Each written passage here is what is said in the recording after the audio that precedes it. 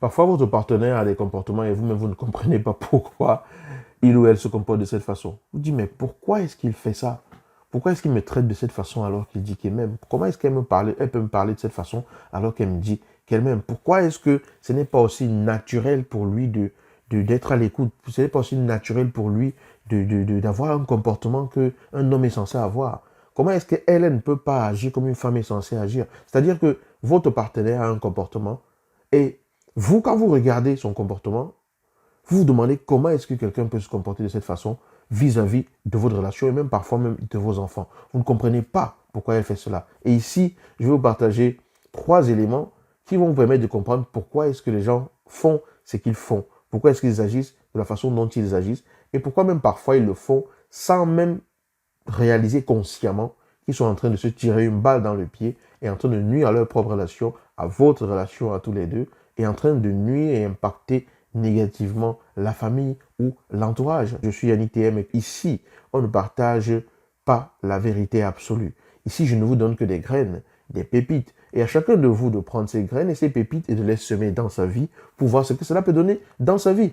Ce qui est magique avec ces graines et ces pépites que je vous partage, c'est que c'est des graines et des pépites de conscience. Ce n'est pas une graine de maïs ou de haricot, parce qu'une graine de haricot ne donnera que du haricot, une graine de maïs ne donnera que du maïs, mais une graine de conscience se développe en fonction même de la personne qui la reçoit et de l'orientation qu'elle donne à cette graine-là. La graine de conscience se développe en fonction de la nature réceptive même de la personne qui reçoit cette graine. C'est pour cela que si 10 millions de personnes regardent cette vidéo, 10 millions de personnes l'accueilleront de façon différente parce que la vibration de cette vidéo ne sera pas la même pour tout le monde. Ok? Donc, je vous souhaite à ce que cette graine vous apporte vraiment quelque chose qui va vous permettre de prospérer, de faire prospérer quelque chose dans votre vie qui vous permette de savourer celle-ci et d'être pleinement satisfait. D'accord? Si vous arrivez ici pour la première fois, je vais vous demander simplement d'aller en dessous de cette vidéo, là, en dessous, et télécharger le guide des 7 erreurs qui peuvent tuer votre vie de couple ou au-dessus de la vidéo. Le lien peut se trouver également au-dessus. Hein. Tout dépend de là où est-ce que vous me regardez. Si vous êtes sur YouTube, ce sera en dessous dans la description de la vidéo. Si c'est sur Facebook, ce sera au-dessus dans la description de la vidéo. Donc, vous téléchargez le lien, vous mettez votre email, je vous l'envoie, etc. Et puis, vous allez pouvoir en profiter. D'accord? Voilà. Donc, ceci dit, les bases étant posées, je vais vous expliquer les 3 choses qui font que votre mari, votre partenaire, votre femme et tout se comportent de la façon dont il ou elle se comporte. Ça peut être une façon agréable ou désagréable, mais la plupart du temps, quand on se pose cette question, c'est que la personne a eu un comportement qu'on a du mal à comprendre ou qui sort du cadre de ce que soi-même on aurait imaginé. Ok? Par exemple, voilà, un homme qui va parler à sa femme d'une certaine façon ou qui va rentrer, sa femme aura peut-être fait la cuisine. Je caricature, hein, je dis pas que, voilà, j'ai pas dit que la place de la femme c'est à la cuisine. Moi, j'ai pas dit ça, hein. C'est pas moi qui l'ai dit, ok? Et voilà, bon, c'est juste pour rigoler un peu. Mais un homme qui rentre et qui trouve normal d'être servi, il s'assoit, il mange, il se lève, et voilà, il va dans la chambre, il va se coucher et tout. Il dit pas merci, il n'apprécie pas le repas, il n'apprécie pas les efforts qui ont été faits. Il se lève, il pourrait même aider à débarrasser la table. On va pas entrer dans un débat de qui fait quoi ou quoi, mais voilà, chez moi je débarrasse la table, ça me dérange pas du tout. Il peut même aider à débarrasser la table. Bref, il se comporte ainsi et quand sa femme lui dit mais attends, voilà, tu n'as même rien dit et tout, il dit mais qu'est-ce que tu veux que je dise? Si je dis rien, c'est que c'est bon. Voilà. Donc, dans sa tête, peut-être, il se dit qu'on n'a pas besoin de remercier une femme et que c'est son job de faire ce qu'elle fait. Dans sa tête, il se dit peut-être que la femme est là pour servir son mari. Dans sa tête, il se dit peut-être que voilà, c'est ça le travail de la femme. Elle n'a pas à se plaindre et tout. Donc, ça, c'est un exemple. Je prends cet exemple-là, c'est pas pour attaquer les hommes ou pour défendre les femmes ou quoi que ce soit. C'est seulement pour que vous compreniez un peu ce que je vais dire quand je vais développer les 3 points dont je voulais vous parler. Le premier point, première chose qui fait qu'une personne se comporte, de la façon dont elle se comporte, c'est quoi? Ce sont les croyances de cette personne. Notez, écrivez. Ses croyances. Ses croyances, c'est quoi? C'est les choses qu'il a toujours crues concernant ce qu'il fait. Donc, dans sa façon de faire, il croit qu'une femme doit se soumettre à son mari. Il croit qu'une femme est là pour servir son mari. Elle croit qu'un homme est là pour être attentionné vis-à-vis de sa femme. Elle croit qu'un homme est là pour tout acheter à sa femme, l'habiller, prendre soin d'elle et faire pour elle tout ce dont elle a besoin. Elle croit que dans une relation, la femme, même si elle gagne de l'argent, c'est pour elle et que c'est l'homme qui doit s'occuper d'elle. Donc, il y a plein de choses comme ça. Un exemple, c'est quoi? C'est une femme qui, voilà, qui attend tout de son mari, qui gagne de l'argent, par exemple, mais qui ne peut pas dépenser, par exemple, pour faire certaines choses parce qu'elle se dit que c'est toi qui dois me donner, c'est toi l'homme, tu dois me gérer. Ou une femme qui se dit, moi je n'ai rien, j'attends mon mari pour pouvoir venir s'occuper de moi. Ça, c'est plein d'exemples. Donc, les gens, le comportement qu'ils vont avoir va être lié au fait qu'ils croient. Ils ont des croyances, ils ont des façons de croire, de voir le monde par rapport à comment est-ce que les choses devraient être dans une relation ou dans tout. Ok? Donc, la plupart du temps, ce sont les croyances de la personne qui vont impacter ses actions. Et ces croyances de ces personnes-là, ce qu'il faut comprendre, c'est que vos croyances déterminent, dans beaucoup de cas, la vision que vous allez avoir sur ce que vous allez faire dans votre vie. Si ma croyance est que ma femme est là pour me servir, ma vision du couple sera moi en train d'être servi par ma femme dans plusieurs situations. Même quand elle est fatiguée, si j'ai besoin de n'importe quoi, je lui demande, elle va le faire, elle doit être à mon service. Si je rentre du boulot, que je suis épuisé, que je suis stressé, je ne me suis même pas lavé, je sens la sueur, voilà, je ne lui ai même pas donné de nouvelles, j'ai jamais cherché à savoir si elle allait bien et tout. J'ai envie de me faire plaisir, j'ai envie de me décharger de cette pulsion instinctive qui se trouve en moi lors d'une relation sexuelle. Je viens, elle doit simplement être à ma disposition et accepter. OK? Donc, ça va déterminer cette vision-là. OK? Donc, il y a beaucoup de gens qui sont dans cette croyance-là, la croyance selon laquelle, oui, dans le mariage, il y a le devoir conjugal, c'est comme ça, tu peux rien faire, ça détermine la vision, même si tu veux pas, je prends, tu n'as rien à dire. Ça, les comportements sont déterminés par les croyances que les gens ont. Et ces croyances-là déterminent la vision que les gens vont avoir. Dans beaucoup de cas, ça détermine donc les actions qu'ils vont poser. Et le truc, c'est que parfois, comme dans beaucoup de cas, en tout cas, c'est même pas parfois, souvent, ces croyances ne sont pas conscientes. Combien de personnes parmi vous vous êtes déjà demandé ce que vous croyez de ce qu'est une relation? Combien de personnes? Combien de personnes se sont déjà posées et se demandé, mais quelles sont mes croyances par rapport au couple? Comment est-ce que moi je vois un couple? Qu'est-ce que je crois par rapport au rôle d'un homme ou au rôle d'une femme? Si vous ne l'avez jamais fait, je vous invite donc à vous poser maintenant, à prendre le temps de vous amuser simplement à vous demander qu'est-ce que je crois en réalité? Qu'est-ce que je crois par rapport au rôle que j'attends de mon mari? Qu'est-ce que je crois par rapport à ce que je pense que le mariage est? Qu'est-ce que je crois par rapport à ce que je pense que le couple est?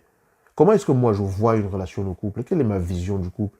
Quelle est ma vision du chemin qu'un couple est censé faire ensemble?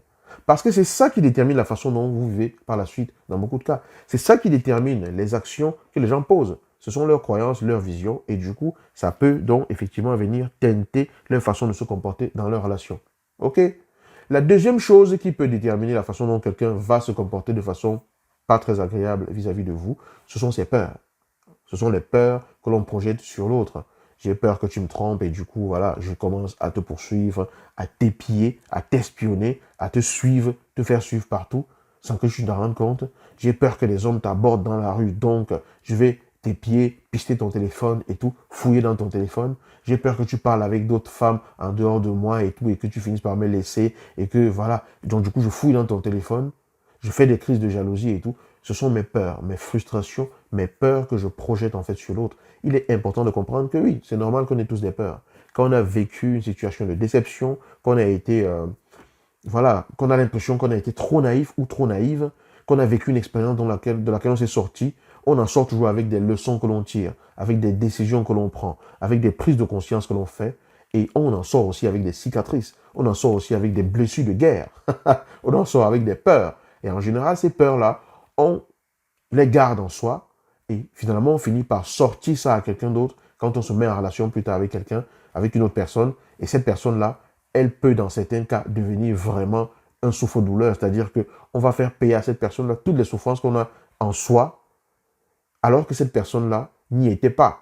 Mais si vous êtes ensemble, c'est que ça veut dire que chacun a quelque chose à apprendre de l'autre dans tous les cas. Moi, c'est une croyance que j'ai et c'est voilà, c'est quelque chose qui me permet d'analyser et d'accepter un certain nombre de situations, accepter pas dans le sens de cautionner, accepter dans le sens d'être dans l'accueil du fait que les choses peuvent être ce qu'elles sont. Bon bref, c'est une parenthèse pour dire que voilà, il est important d'identifier ses peurs, de savoir que quand je me comporte et que je parle mal à mon partenaire, que je crie, que je l'insulte, ou que j'agis avec rage, ou que j'agis avec j'allais dire jalousie ou quoi, je suis simplement en train de traduire mes peurs. Ce sont mes peurs qui sont en train de parler. Donc c'est important que je me demande quelles sont les peurs que j'ai. OK? Où est-ce que ça va, ces peurs-là?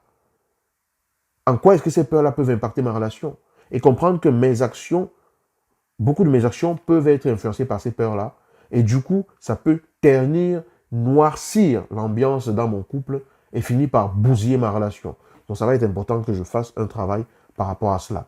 D'accord? Voilà, je ne dis pas plus par rapport au travail à faire, c'est beaucoup plus subtil que cela, mais c'est naturel, c'est humain. On est tous humains, c'est humain d'avoir les peurs. Le troisième élément, troisième chose qui peut faire qu'une personne va se comporter d'une façon que vous ne comprenez pas, c'est quoi? Ce sont les points d'imperfection de cette personne. Les points d'imperfection, ça veut simplement dire les points que cette personne doit encore développer dans sa vie. Des points que cette personne doit encore faire grandir en elle. On a tous des points d'imperfection. Des points qui demandent à ce qu'on puisse les développer pour être plus complet, pour être plus accompli, pour être plus, plus vibrant dans qui on est. Et ce point d'imperfection-là, ces personnes-là vont les manifester en se comportant d'une façon qui peut être inadaptée ou une façon que vous pouvez recevoir comme étant une façon qui ne vous convient pas ou une façon qui peut être frustrante pour vous. Mais en tout cas, ça va permettre qu'il y ait de la friction. Ça va faire qu'il y ait un peu de friction, d'étirement, de conflit, de clash et tout. Mais dans les conflits et dans les clashs, on se frotte et chacun révèle en fait dans quoi est-ce qu'il vibre et ça permet à chacun de pouvoir en sortir aussi grand. Parce que tout ce qui vous arrive vous permet de grandir, peut vous permettre de grandir, a le potentiel de vous permettre de grandir et vous pouvez grandir consciemment à partir de là si vous décidez d'agir exactement d'une façon promotrice, d'une façon qui vous permet effectivement de grandir. D'accord? Donc, c'est important de se poser un peu ce genre de questions et de se rendre compte que soi-même, on n'a peut-être jamais pris le temps de faire une certaine analyse sur soi également par rapport à cela. C'est quand même important. Je voulais attirer votre attention sur ce sujet, qui est un sujet dont chacun des points peut représenter carrément un livre, un gros livre comme ça, d'accord? Mais pour juste semer comme ça la graine, parce que là, on sème, on lance des graines, on lance, et puis voilà, chacun capte et voit comment ça résonne en lui et ce qu'il peut en faire. Dites-moi ce que vous pensez de cette vidéo, dites-moi ce que vous pensez de ces sujets, dites-moi si vous trouvez qu'il y a d'autres choses qui peuvent faire cela, qui peuvent influencer ces comportements-là. Et comme je vous l'ai dit, je ne suis pas là pour dire, je ne sais pas tous les points exhaustifs, mais je vous donne des éléments, voilà, qui peuvent faire une différence également. Pensez à télécharger votre guide au-dessus ou en dessous de cette vidéo. Dites-moi sous les commentaires si vous avez aimé cette vidéo. Et bien sûr, je vous dis à dimanche prochain dans le live, 19h, heure de Paris. Soyez présents, soyez présentes. Je serai toujours ravi de vous retrouver. Je vous dis à bientôt. Ciao.